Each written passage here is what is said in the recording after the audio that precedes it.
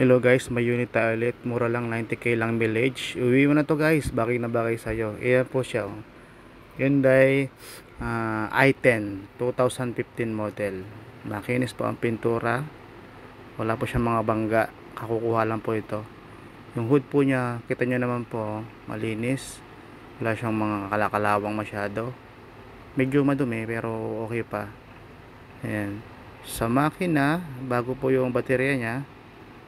I think mga 85% yung baterya.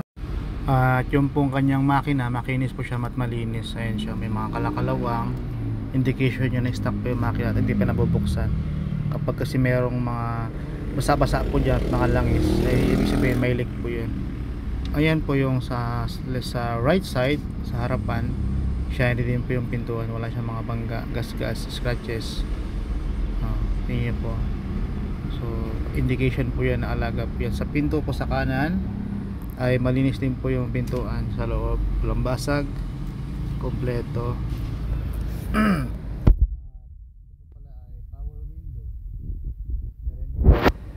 Ito po yung sa passenger seat sa kanan, yung upuan niya naka leather seat, malinis po yung loob at meron pa siyang apakan sa sahig. At sa likod sa kanan ay ganoon din, malinis din po yung pintuan, wala rin siyang basag. Ang upuan naka leather seat din po, pati yung sa likod niya wala din siyang mga bangga. Yung gulong niya makapal pa at wala siyang mga masyadong paggawain dito sa ating unit.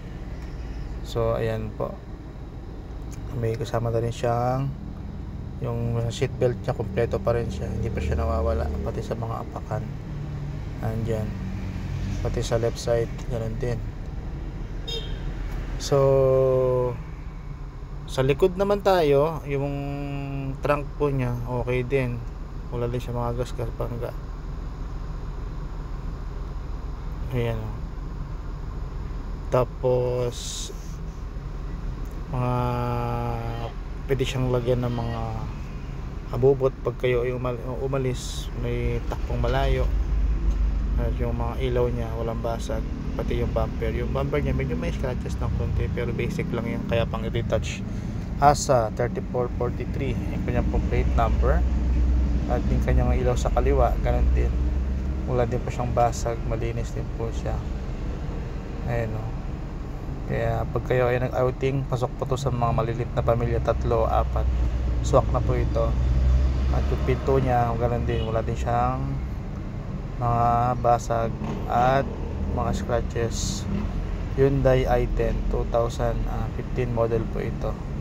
So guys, pilihin mo na to, message mo na ako. Sa left side sa likod, yung kanang pinto, wala din po siya mga bangga, wala din siyang gas-gas, lubog, mga scratches. At yung sa loob ng pintuan niya ganoon din po, intact pa din, wala siyang mga basag-basag din. Yung sa harap pala guys, kanina yung pintuan niya power window, pero sa likod manual lang siya yung pindutan para bumaba yung salamin. Tapos yung apakan niya meron din siyang para sa marumi. At ganoon din yung yung mga upuan niya naka leather seat. Tapos ayan o, wala din siyang mga punit yung mga upuan sa likod. Kasi ito sa mga lilit na pamilya. Yung salamin pala guys niya, naka-nano ceramic nito. Pag nasa loob ka hindi ko makikita, in case meron kang tinataguan pang kautangan, merong naghaharap sa'yo, yung mga pwede rin mag chicks kaya kasama pang flowers. Kapag kayo ay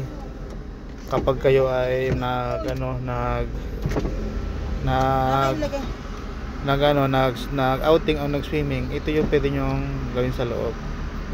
Mga mag-girlfriend, magjojowa, pwede siyang maging service. Malamig yung aircon, yung manibela niya malinis at makinis. Ayan o. Yung busina po niya, malakas din ang busina niya. Ito nga pala guys, unit natin ay manual transmission. Yung mga roof po niya ay malilinis pa, wala siyang mga mancha. At palagi po siyang maintain na may-ari, kasi guys yung may-ari nito ay isang pastor po siya ng isang religious groups. At medyo alaga niya ito, ginagamit niya lang ito kapag siya ay may mga misa.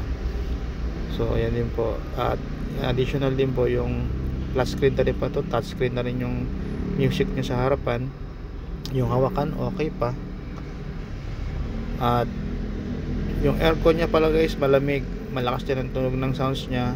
Yung kambyada niya ay wala siyang delayed. Yung pindutan po niya sa salamin adjustable, hindi siya po siya power, manual lang siya. Intact pa rin yung ating dashboard, merong kasamang remote sa music niya. At yung sa cambio niya hanggang 5 kambyada kasama reverse 6. So yung mga nag-aaral ng mag manual, okay po ito sa inyong gamitin.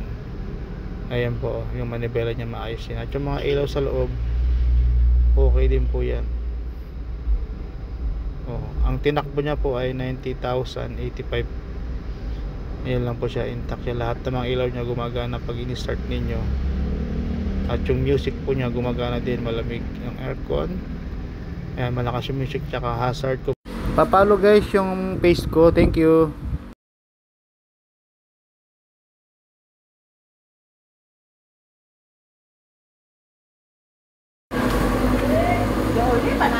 Kakalasin ba? Kakalasin? Oo. Mandar na? Mandar mo na. Mandar na sir? Mandar na? Paano ginawa niyo timalobat? Ilan na lang yung battery. Okay. Hindi naman boss pag pinatay ka to tapos binuhay ko ulit. Wala. Meron bang history to na namamatay siya? Hindi naman. Wala. Namatay lang yan kasi matagal ginawa, tapos nakabukas yung mga bintana, mga trunks niya. Pero last ano naman yung feeling ko mga 60 pa to yung laman. Nagkarga naman na yan, mandar na. Paano mo lang muna? Ano ko lang mga 10 minutes siguro. Nakarga na yan. Basta di siya ang alternator ha. Hindi naman. Nakarga na yan. Ito mga to sir, mga langis na to. Tubig lang yan? Alam ko mag-change oil. Alam ko binibenta. Hindi.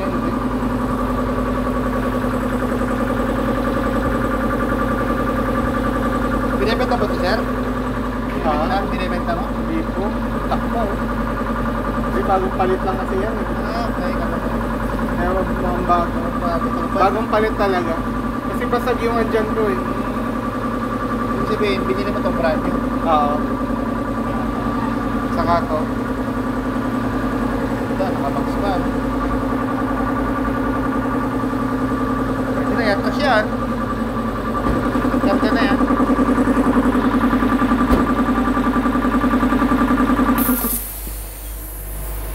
Overspill. Sige nga, karga. Baba ko hood, sir. Ha? Baba ko rin hood. Karga na yan.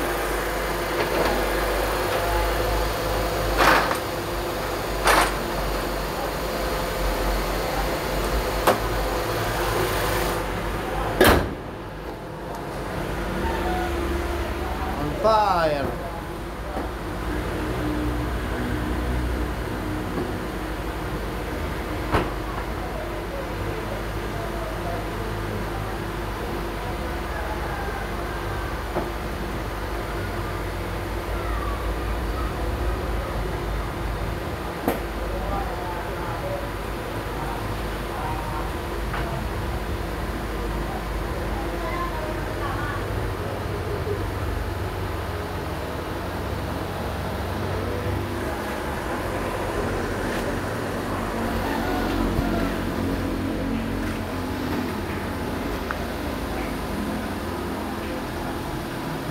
Ganito gulong.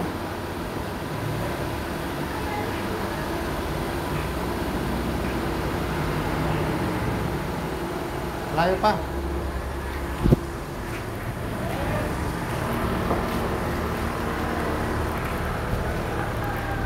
Pinahan mo to sir. Bawi ka. Abante mo, pinahan mo dito sa gilid. Maluwag eh.